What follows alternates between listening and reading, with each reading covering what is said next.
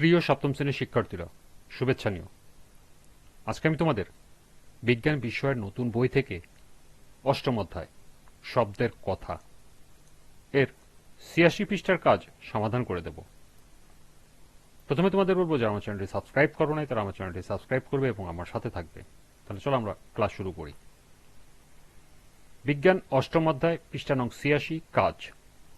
তোমার এলাকায় শব্দ দূষণের কারণগুলো চিহ্নিত করো এবং নিজেদের মধ্যে আলোচনা করে কারণগুলো খাতায় লিখো। ৫-৬ জনের দল করে এ কাজটি করতে পারো। তো চলো এখন আমরা এর সমাধান দেখে নিই।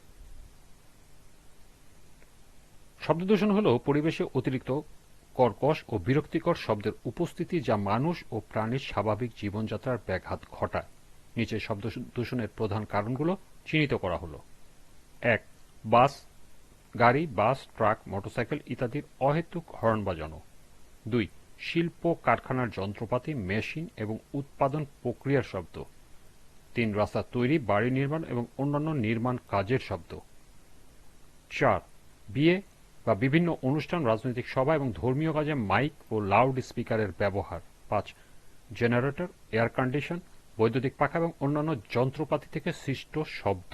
৬. ট্রেনের হুইসেল, বিমানের টেক অফ ও ল্যান্ডিং এর বিকট শব্দ। ৭. উৎসব, পূজা বা বিয়েতে প্রচুর শব্দে বাজি পোড়ানো। ৮. বাসা বা অনুষ্ঠানে অতি উচ্চ ভলিউমে গান বাজানো। ৯.